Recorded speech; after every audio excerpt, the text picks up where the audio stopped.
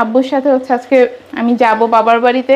আর এই মেয়ে খুলনা থেকে বলছে সাকিব তুমি পরীক্ষা দিলে আমি ফিরে আসবো না, সেজন্য আমার সাকিব পরীক্ষাই দেয় নাই। এই মেয়ের কথা শুনে আমার মাথাটা গরম হয়ে গেছে। বলে কি মা আর বউ মিল্লা বলে পড়াটা নষ্ট করতে চাই। আরে কোথায় ছিলি তুই পরীক্ষার সময়? এখন মনটা চায় দইরা দেই কয়টা তোরে। আসছে আমার জামাইয়ের ভবিষ্যৎ তোমাদের নষ্ট করে অনেক ভালো লাগতেছে। তোর মিষ্টি মিষ্টি কথা দিয়ে তুই জামাইরে ভুলে রাখছিস, তুই জাদু করে জামাইরে ভুলে রাখছিস। সরি বারবার শুধু তুই এসে পড়তেছে, আসলে যে যেমন তার সাথে তো তেমন কথাই আসবে, বুঝেন। আমার একটা ছেলে, তুমি তো দরজা আটকায় বন্ধ করে বসে থাকো, এটি দেখে যে সহ্য করে আমি থাকি, এটা তো তোমার কপালের ভাগ্য। আমি কিচ্ছু বলি না, শুধু আমার নাতির জন্য। আমার নাতিরা মা ছাড়া হবে। তোমার পাশে আমি আসি তো বলছি, আমার মৃত্যু না পর্যন্ত তোমার পাশে আমি থাকবো, এটুকু আমি গ্যারান্টি দিতে পারি। ভালোবাসা দিয়েই জামাই হাত করে রাখবো, বললাম তো তোর চ্যালেঞ্জ দিছি না আমি। মানে এমনিতেই হচ্ছে ঝড় বৃষ্টি, তার উপর চুলায় নাই গ্যাস। এখন আমার মেজাজটা কেমন লাগে না, চুলাই বন্ধ হয়ে গেছে, চুলাই বন্ধ হয়ে গেছে গাইস। আসসালামু আলাইকুম everyone, welcome back to my another new blog. তো গাইস আমি চাইছিলাম যে আজকে কিছু মানুষের নিয়ে কথা বলবো না, কিন্তু আমি চুপ আছি দেখা এক একজনের মুখে এমনভাবে খই ফুটছে যে আমি না উত্তরগুলো না দিয়ে ঠিক পারতেছি না। মানুষ এত নিজেরে নিজে বড় কেমনে ভাবে, বুঝোস না তো কোনো কানাকড়ি কথা, নিজেরটাই নিজে হচ্ছে মাথায় নিয়ে বসে থাকস। যেটা বলতেছিলাম গাইস, আজকে এত বাতাস, মাশাআল্লাহ ওয়েদারটাও এত সুন্দর। দেখে নাও চুলগুলারে পাগল বানাই দিবে। এমনি আমি হচ্ছে আব্বু আসার পর থেকে ঘরে একটু কাজের প্রেশার, তো সব কিছু মিলে আমি পাগল হয়ে যাইতেছি। এখন বাতাসও আমার পাগল বানাই দিবে। আর গাইস আজকে যেটা সবচেয়ে মানে বড় কথা, আব্বু আসছে। আব্বু এসে শুধু আমার বারবার বলতেছে যে নিয়ে যাবে। তো আজকে আমি আব্বুর সাথে চলে যাব, সেটা আপনারা দেখবেন। আমাতুরকে নিয়েই যাব, যেহেতু আব্বু আসছে আজকে তো আর আমাতুরকে আটকাইতে পারবে না। বাতাসের কারণে কথাই বলতে পারতেছে না। আর আমার বোরকা মনে হয় উড়াই আজকে নিয়ে যাবে বাতাসে, ক্লিপও মনে হয় না আটকানো যাবে, বাতাস এত জোরে। আর গাইস কথা বলতে বলতে আমার শাশুড়ি মা চলে আসছে আজকে ডিউটি থেকে। তো সরাসরি বৌমার জন্য তাড়াতাড়ি ফিরে আসলাম। গাইস আসসালামু আলাইকুম। কালকে আর বড় বৌমা ভিডিও বসে বসে দেখলাম আমার নাতি অসুস্থ, নাতিকে পোকায় কামড় দিয়েছে, সেজন্য অফিস থেকে দৌড়ে চলে আসলাম নাতিকে দেখার জন্য। বড় বৌমা যদি দরজাটা আটকে নাতিকে নিয়ে বসে থাকে, দেখতে দেয় না। আপনারা বলেন নাতির জন্য প্রাণ কাঁদেন, আমি কেমন দাদা দাদি বুঝেন? ডাকলে যে দেয় না সারা। আমার ছেলে ভার্সিটিতে গেছে, নাতির লিয়ে বসে রয়েছে আটকে। আর ছোটো বৌমা দেন কাপড় চোর দোয়, আবার ইয়া করে সব কিছু কাজ সামালতেছে। নাতিনটা এক ক্লাস আর বাবার কাছে রেখা, আর বাবা চলে যাবে। আমি দৌড়ে আসছি কিছু নাস্তা টাস্তা নিয়ে। দেখি খালি এখানেই শেষ আম্মু, আপনি কেন? তুমি আমি শোস না, আমি সবই শুনছি। কি বলছে শুনো, আমার মাথাটা পুরাই হেড হয়ে গেছে গা। ওই বলে কি আমি বলে পড়তে নষ্ট করে দিছি। আর এই মেয়ে খুলনা থেকে বলছে সাকিব তুমি পরীক্ষা দিলে আমি ফিরে আসবো না, সেজন্য আমার সাকিব পরীক্ষাই দেয় নাই। এটাই তো আমার ছোট বাবা 3 মাস এত কষ্ট করে এত যুদ্ধ করে ওকে পরীক্ষা দেয়, ক্লাসে ভর্তি করেছে। এখন বলে আমরা শাশুড়ি বউ তাকে পড়ার থেকে বঞ্চিত করার জন্য উঠে পড়ে লাগছি। সে এতদিন কোথায় ছিল তাকে পড়ানোর জন্য? আজকে সে 7 দিন পরে আসছে, 7 দিন বাসা আইসা সে একেবারে দরদি হয়ে গেছে। এতদিন কই তারে পরীক্ষা দিতে কেন নিষেধ করছিল? ভার্সিটির পরীক্ষা দিলে সে তার কাছে আসবে না। আর আজকে সে বলতেছে, সে বলে আমি বলে আমি আর আমার ছোট বউ মিললে বলে তার পড়া নষ্ট করে দিতেছি, তার মাইন্ডে লাগছে, তাকে দোষবো। আরে তুই কইছিলি এতদিন এত মুখের ভাষা খারাপ করা হলো? আমি জানি না এরকম মেয়ে কিভাবে হয়। এই মেয়ের কথা শুনে আমার মাথাটা গরম হয়ে গেছে। বলে কি মা আর বউ মিল্লা বলে পড়াটা নষ্ট করতে চাই। আরে কোথায় ছিলি তুই পরীক্ষার সময়? পরীক্ষা দেওয়ালি না? আমি কত যুদ্ধ করা ছোট বাবাকে শিখাই দিয়ে আজকে পরীক্ষা দিয়ে আজকে সেটাতে ভার্সিটি যাওয়ার চান্স করে দিছি। আজকে বলে আমি বলে পরীক্ষা দেওয়ার নষ্ট করার জন্য আজকে এই অভিনয় শুরু করে দিছি। কোথায় শিখছো এসব কথাবার্তি? তুমি তোমাকে ভালো ভালো বলে বুঝলে? আরে আমার মতো মা দেখে তোমাকে জায়গা দিয়েছি। আমার একটা ছেলে, তুমি যে দরজা আটকায় বন্ধ করে বসে থাকো, এটি দেখে যে সহ্য করে আমি থাকি, এটা তো তোমার কপালের ভাগ্য। আমি কিচ্ছু বলি না, শুধু আমার নাতির জন্য। আমার নাতিরা মা ছাড়া হবে, সেই কারণে তোমাকে বঞ্চিত করতে চাই না, মার বুক থেকে খালি করতে চাই না। আর বলে আমার শাশুড়ি, আমি শাশুড়িকে কখনোই ফেলে দিয়ে আসি নাই। শাশুড়ির জন্য 10 বছর অপেক্ষা করছি যাতে শাশুড়ির বাড়িতে আমি থাকতে পারি। শাশুড়ি আমাকে বাড়িতে অ্যালাউ করে নাই। তার ছেলেকে নিয়ে আমি বাড়ি করে কেন থাকবো? আমি একটা মার একটা ছেলে, আমি চেয়েছিলাম শাশুড়িকে নিয়ে আমি একসাথেই দেশে বাস করি। আমি বাড়ির পাশে বিয়ে করছিলাম যাতে বাড়ির পাশে থাকতে পারি, সেজন্য আমার শাশুড়ি আমার থাকতেই দিল না, আমার দূরে সরাই দিল। সে 10 বছর অপেক্ষা করার পরে আমি বাড়ি করতে বাধ্য হয়েছি, যাতে আমার ছেলে ওই বাড়িতে কখনো যাইতেই পারে না, কোনো কিছু করতেই পারে না। তাই আমার ছেলেকে কোথায় রাখবো? সেই কারণে আমি আমার ছেলেকে নিয়ে আমি শহরে বাড়ি করার স্বপ্ন দেখেছি। আজকে তিলে তিলে বাড়ি করে এই পর্যন্ত আসছি, যাতে আমার ছেলে মানুষের মতো মানুষ হতে পারে। আর আজকে আমি ভিডিও করতাম না, ভিডিও করার কারণ কোনো খারাপ না। আমার বৌমাকে আপনারা অনেক আজে বাজে কথা বলেন, আমি শুনে চুপ করে থাকি, কিছু বলি না। যাও তো কমেন্ট আপনারা অনেক কিছু বলতেই পারেন, এটা আপনাদের ব্যক্তিগত ব্যাপার একান্তই। আমার ছোট বৌমা যে অনেক লক্ষ্মী, অনেক ভদ্র, তার প্রমাণ কিছুদিনের ভিতরেই পাবেন।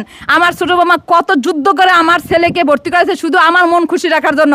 সেই বৌমাকে আপনারা গালি দেন, লজ্জা করে না?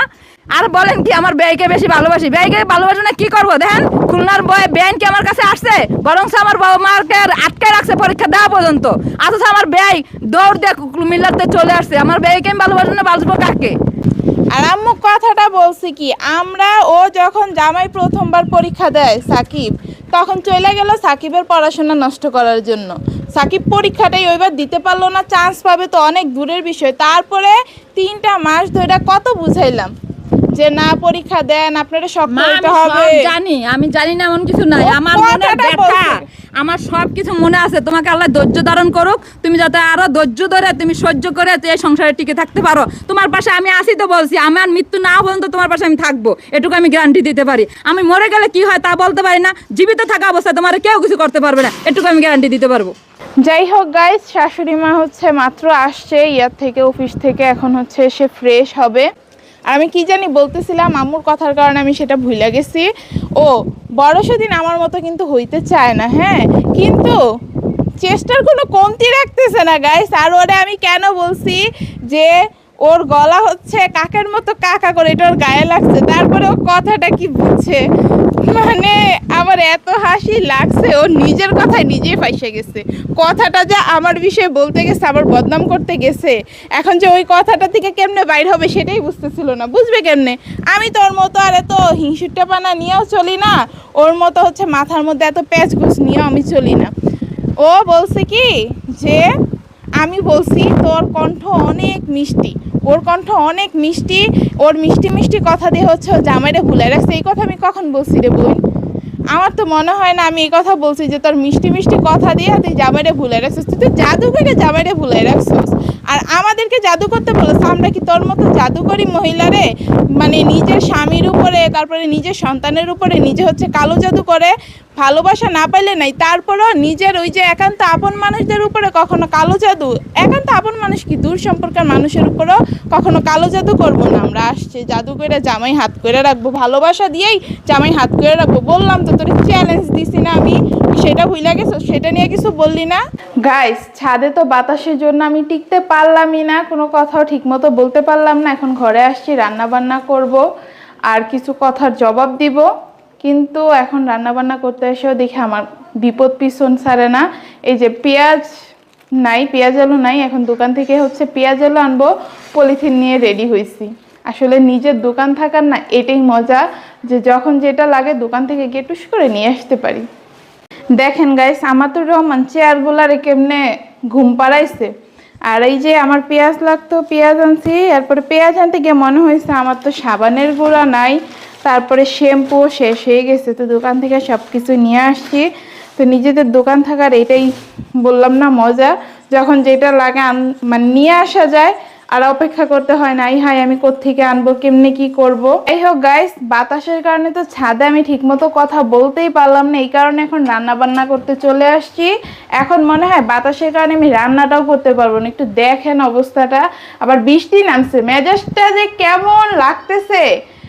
মানে আমি বলছি না যে আমি ছাদে কাপড় দিই, তারপরে হচ্ছে রোদ চলে যায়, বৃষ্টি নামে, এই হইতেছে। দেখেন আজকে আবার বৃষ্টি নেমে গেছে, মাত্র আমি কাপড়গুলো দিয়ে আসছি, মেজাজটা যে কি লাগতেছে। যাই হোক, মানে এমনিতেই হচ্ছে ঝড় বৃষ্টি, তার উপর চুলায় নাই গ্যাস, এখন আমার মেজাজটা কেমন লাগে না, চুলাই বন্ধ হয়ে গেছে, চুলাই বন্ধ হয়ে গেছে গাইস। তো যাই হোক, এখন রান্না বান্না করতে করতে হচ্ছে আপনাদের সাথে সব কথা বলবো। আর চুলায় যেহেতু গ্যাস কম, তা আমি একটা একটা করেই রান্না করব। এখন আসি আমি যেটা বলতেছিলাম। আচ্ছা দাঁড়ান গাইস, আরেকটা প্রশ্নের উত্তর দিয়ে নেই। আপনারা কয়েকদিন ধরে আমার শুধু একটা প্রশ্নই করতেছেন যে আমি কি রান্নার মধ্যে তেল মশলা বা হলুদ মরিচ কম দিই নাকি আমার রান্নার কালার এমন লাগে কেন।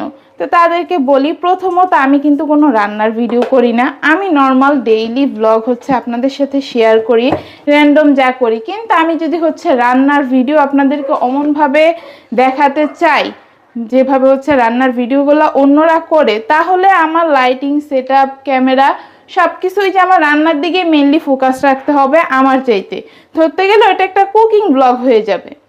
আমি যে ডেইলি ব্লগ করি সেটা হবে না, ওই রান্না বান্না নিয়ে আমারে কথা বলতে হবে। না হলে আপনারাই বলেন, আমি হচ্ছে এদিকে রান্না করতেছি কিন্তু আপনাদেরকে বলতেছি আমার পারিবারিক বিষয়, জিনিসটা কি হবে।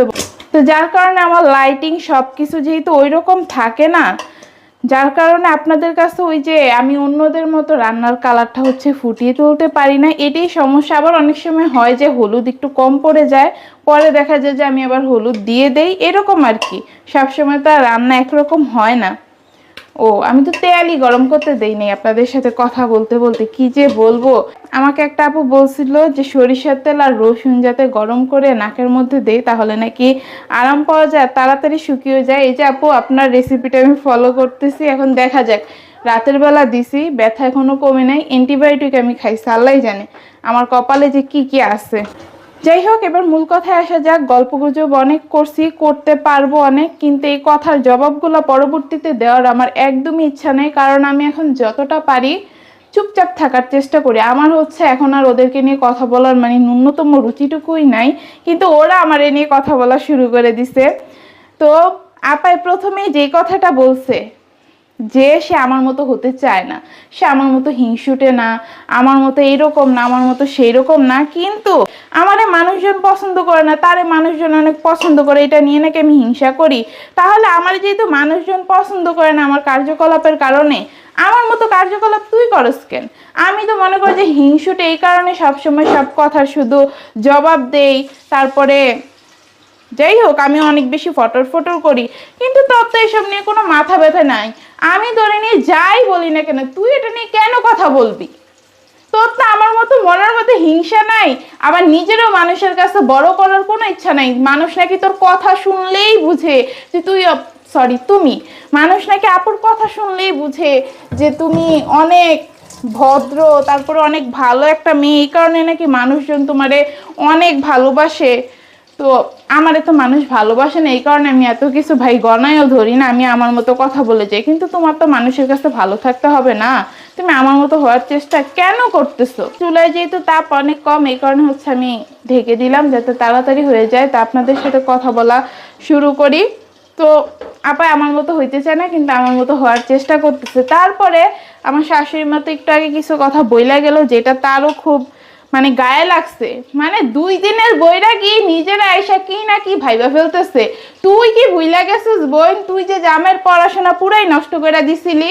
হ্যাঁ, জামের পরীক্ষার আগে গেছিলি কেন? জামের ভবিষ্যৎ নিয়ে তোর এত চিন্তা ভাবনা, তাহলে জামের পরীক্ষার আগে যখন ফার্স্ট নর্থ সাউথ ইউনিভার্সিটিতে হচ্ছে আপনাদের ভাইয়া ভর্তি পরীক্ষা দেয়, আপনাদের মনে থাকার কথাটা, কারণ আপনাদের ভাইয়া তখন অনেক বেশি আপসেট ছিল বড় সতীনের কিছু কর্মকাণ্ডের কারণে। আবার তখনই তো আনতে গেছিল বড় সতীনরে, এরপরে না আগে জানি, সবকিছু মিলে অনেক বেশি আপসেট ছিল। তো ওই টাইমে তোর জামাইয়ের ভবিষ্যৎ নিয়ে তোর এত চিন্তা, 7 মাস পরে জামাইয়ের ভবিষ্যতের কথা চিন্তা করে তুই আবার সংসারে ফিরে আসছিস, তাহলে তখন তোর এই চিন্তাটা কই ছিল? তখন হচ্ছে তোমার এই বিবেক বুদ্ধি কই ছিল? সরি, বারবার শুধু তুই এসে পড়তেছে, আসলে যে যেমন তার সাথে তো তেমন কথাই আসবে, বুঝেন? তো তুই এসে পড়লে আসলে আমার কিছু করার নাই, কারণ এটা পাওয়ার যোগ্য তুমি আপু। পরে হচ্ছে কি ও আসলো না, জামাই কান্না কাটি, রাস্তাঘাটে ঘোরাঘুরি, কত কি যে করলো ওর কারণে। ও কেন আসে না, ও কেন হচ্ছে জামাইরা এত অপমান করলো, আমার জামাই প্রশ্ন উত্তরগুলোই খুঁজে পায় না। এদিকে আমরা বুঝাইতে বুঝাইতে শেষ, যে আপনি এত হচ্ছে ভাঙ্গা পড়েন না। আপনি ভাঙ্গা পড়লে আপনার বড় বড় মনের মধ্যে যদি খারাপ কিছু থাকে, তাহলে কিন্তু আরো বেশি করে আপনার উপরে সেগুলো খাটাইতে যাবে। কারণ আপনার মজা পাবে যে ও যাই করতেছে না কেন, আপনি শুধু ওরে করতেছেন, ওর কারণে পাগল হয়ে যেতেছেন। যাই হোক, সেই কথায় না যাই, যেটা মূল কথা, যে তোর জামাইয়ের পড়াশোনা নিয়ে এত চিন্তা, তুই আসলি না কেন? প্রথমবার বলা হয়েছিল না? জামাই নিজের মুখেই তো ওই টাইমে বলছিল যে আমার বড় বউ নাই, আমার ছেলে আমার কাছে নেই, আমি কিভাবে প্রিপারেশন নিব। তারপরে বড় বউ ঠিকমতো যোগাযোগ করে না, ওর সাথে কথাবার্তা বলতে হয় অনেক, মানে চেষ্টা করার পরে আমি পড়বো কখন, কি করব কখন না, বড় বউরে টাইম দিব না আমার ছেলেরই টাইম দিব, আমার তো মন পড়ে থাকে খুলনা। এগুলো কি তুমি শোনো নাই আপু? এখন মনটায় চায় দইরা দেই কয়টা তোরে। আসছে আমার জামাইয়ের ভবিষ্যৎ তোমাদের নষ্ট করে অনেক ভালো লাগতেছে, মনটাই যে মানে মনটা অনেক কিছুই চাইছিল বুঝছো যখন এই কথাটা শুনছি, মানে পুরা ভবিষ্যৎ নষ্ট কইরা দেয়। এখন আমরা যুদ্ধ কইরা হচ্ছে কত বুঝাইয়া শুনাইয়া জামাইরে যে পড়াশোনার মধ্যে বসাইছি, তারপরে হচ্ছে কত কষ্ট করে টাকা জোগাড় করে নিজের হাতে টাকাগুলা দেয়া হচ্ছে, ভার্সিটিতে ভর্তি করে আসছি। এখন তিনি এসে বলে সে তার জামাইয়ের ভবিষ্যৎ অনেক সুন্দরভাবে গড়ে দিতেছে। ফাইজলামি যত সব। আর হচ্ছে জামাইরে বশ করে রাখার বিষয়ে আমরা তো তোর মতো ভাই জাদুকর না যে নিজের স্বামীর উপরে তারপরে নিজের সন্তানের উপরে হচ্ছে কালো জাদু করব। কালো জাদু করে হচ্ছে সন্তানের ভবিষ্যৎ নষ্ট করে দিব, তারপরে স্বামীর ভবিষ্যৎ নষ্ট করে দিব। এগুলো তো আমরা চাই না। আমি তো চাই না আমার জামাইয়ের ভবিষ্যৎ সুন্দর হোক, সে আমার কাছে আসুক বা না আসুক, তার ভবিষ্যৎটা সুন্দর হোক। ভবিষ্যৎ যাতে তোর পাল্লায় পয়রা নষ্ট না হয়, এই কারণে তোর কাছ থেকে আমি জামাইরে রক্ষা করতে চাই, বুঝছস? এর বেশি আর কিছুই না। আর আমি কেন জামাইয়ের সাথে সম্পর্ক ঠিক করি না, প্রত্যেকটা কথার আজকে জবাব দিব, তুই শুধু শুনবি আজকের ব্লগটা। এরপরে আরো কথা আছে, মানে কত কি যে বলছে, আমি খালি একটু চুপ আছি দেখা, মানে সহ্য হইতেছে না কেন চুপ আছি, আমার মানে কথা বলাইতে হবে। যাই হোক, আমি অনেকটাই কথা বলা কমিয়ে দিব। তুই না 7 মাস ধরে অনেক সহ্য করে ফেলছিলি, এখন তো সহ্য হয় না কেন? আমি চুপ আছি, তোর কেন এখন কথা বলতে হয়? তুইও চুপ হয়ে যা, তাইলে তো ঝামেলা কিছুটা হইলো মিটমাটের দিকে যায়। আর যদি মিটমাটের মধ্যে নাও যায়, মানে একটা তো লেভেলে থাকবে ভাই, তুই তোর মতো থাকবি, আমি আমার মতো থাকবি, তো সেটাও তো আমাদের থাকতে দেস না। আর মানুষজন বলে আমি নাকি শুধু শুধুই তোরে নিয়ে কথা বলি। এবার মানুষজন হচ্ছে দেখুক যে আমি চুপ থাকলো আমারে কেমনে হচ্ছে খুঁচানো হয়, যাতে আমি কথার উত্তর দিই। এই জন্য আমার সবসময় কথার উত্তর দিতে হয় তোর বিষয়ে, নাইলে তোর বিষয়ে কথা বলার মতো কোনো রুচি আমার মধ্যে নাই। গাইস এখানে অনেক গরম লাগতেছে, একটু বাইরে যাই চলেন। দেখি দেখি এটা তুলি পড়ে গেছে। তো গাইস আব্বু হচ্ছে এখন ঘুমাইছে, আর আমার তুলে দেখি একলা কুটকুট করতেছে। কখন ঘুমায় পড়ছে আব্বু মনে হয় টের পায় না, আসলে অসুস্থ মানুষ তো, কখন ঘুমায় পড়ে কখন যে কি করে নিজেও জানে না। তো যাই হোক, যেটা বলতেছিলাম, আমি বড় সেদিন আমার জামাইয়ের ভালোবাসার খোটা দেয় না, যে আমি কেন আমাতুর রহমানের 3.5 বছর বয়সে জামাইয়ের ভালোবাসা কেন আমি অর্জন করতে পারলাম না, কেন আমার ওই ধরনের যোগ্যতা হইল না, তারপরে আমি নাকি শুধু ওরে উঠতে বসতে খোটা দিয়ে দেয়, এইসব বিষয়ে শোন। তবে খোটা দেই নেই, আমি এতদিন যেটা করছি সেটা সম্পূর্ণ আমার ভালোবাসা থেকে করছি, তোর প্রতি আমার যে ভালোবাসাটা ছিল, বিশ্বাসটা ছিল, সেটা থেকে করছি। যে আমার যদি জামাইয়ের সাথে সম্পর্ক খারাপও থাকে, আমার মানে সতীন কখনো আমার সাথে হচ্ছে বেইমানি করতে পারবে না। আর তোর এই অন্ধবিশ্বাসটা করাই ছিল আমার জীবনের সব থেকে বড় ভুল, কিন্তু এখন তো আমি এটা করতেছি না। তুমি আমার সংসার থেকে ভাগাইতে চাইবা, আর আমি হচ্ছে তোমার পা টিপবো না আগের মতো, তোমার অন্ধবিশ্বাস করব, তুমি যা করবা তাই আমি সই বলে মেনে নিব, সেটা তার এখন হইতেছে না। এত বোকা থাকলে আমার মেয়ের ভবিষ্যৎ তো, আমার ভবিষ্যতের কথা বাদ দিয়ে আমার মেয়ের ভবিষ্যতে তুমি নষ্ট করতে 2 বার ভাববা না। তোমার সামনে বলে আমার মেয়ের আমার জামাই হচ্ছে ধমক দেয়, মানে তুমি আবার সেটা হচ্ছে তারে ইয়া করো, বুঝাও যে না কি জানি সুমাইয়াও তো এরকম, ওর মা থেকে এরকম বদ অভ্যাস পাইছে, তুমি আমার আর কিছু বলতে এসো না, তুমি যে কত ভালো মানুষ। তোমার ছেলেরে পারে তোমার জামাই একটা ধমক দিতে বা একটা কিছু করতে, কি করো সেটা তো আমি দেখি, একই ঘরেই তো থাকি, দরজা আটকে থাকো আর যাই করো, কথা তো শোনা যায়। আমার ছেলেকে মারবে না, আমার ছেলেকে মারবে না, আমার মেয়ের বেলা কখনো এটা করছো? করো নাই। তারপর আমি মেয়েটারে দেই ওই যে বাপে জুট খাটাইতে আসে না, নেক বাপে। আমিও একটু কয়দিন মজা দেখি, আজকে তো বাবার বাড়িতেই চলে যাব, তো আর তো বাচ্চা নিয়ে তোমরা টানাটানি করতে পারবে না, কিছুদিন সেইখানে গিয়ে আমি রিল্যাক্সে থাকবো। আর অনেকে একটা কথা বলতে পারেন আমার রান্না বান্না দেখে, যে বাবা আসছে এগুলা কি সব রান্না করতেছে, সবজি টবজি। আসলে আমার বাবারে সবারই মন চায় যে বাবা আমারে একটু ভালো মন্দ খাওয়াইতে, কিন্তু আমার বাবা নেই যে লাউ পেঁপে আলু এইসবই খাইতে পারেন। বিশ্বাস করবেন ডালটা পর্যন্ত আমার আব্বু খাইতে পারে না। আসলে আব্বুর কিডনি প্রায় একটা পুরাই নষ্ট হয়ে গেছে। আব্বুর হচ্ছে তেল মশলার খাবার খাওয়া একদমই নিষেধ, এই কারণে হচ্ছে যেটা খাইতে পারে সেটাই করে দিতেছি। আর বলছেন না যে 2-3 পদ কেন রান্না করছি, বেগুনটা যে ভাজি করছি সেটাও আগে সিদ্ধ করে ওটার পানি ফালাইয়া তারপরে বেগুন ভাজি করছি। তো বুঝেন আমার বাপের কত বাচ্চা খাওয়াইতে হয়, এই কারণে বেশি আইটেম আসলে করি না। ওই 2-3 পদ মনে করেন যে তার মতো করে সিদ্ধ করে ভাপ দিয়া ফালাও, আবার ওটারে কষায় রান্না বসাও, এগুলা করতে অনেক টাইম লেগে যায়। আর যদি বেশি করি আমার বাবা খাইতে পারবে না, সেটা দেখতে আমার আরো বেশি কষ্ট লাগবে। তো যাই হোক, আজকের ব্লগটা এখানেই শেষ করতেছি। সবাই ভালো থাকবেন, আল্লাহ হাফেজ।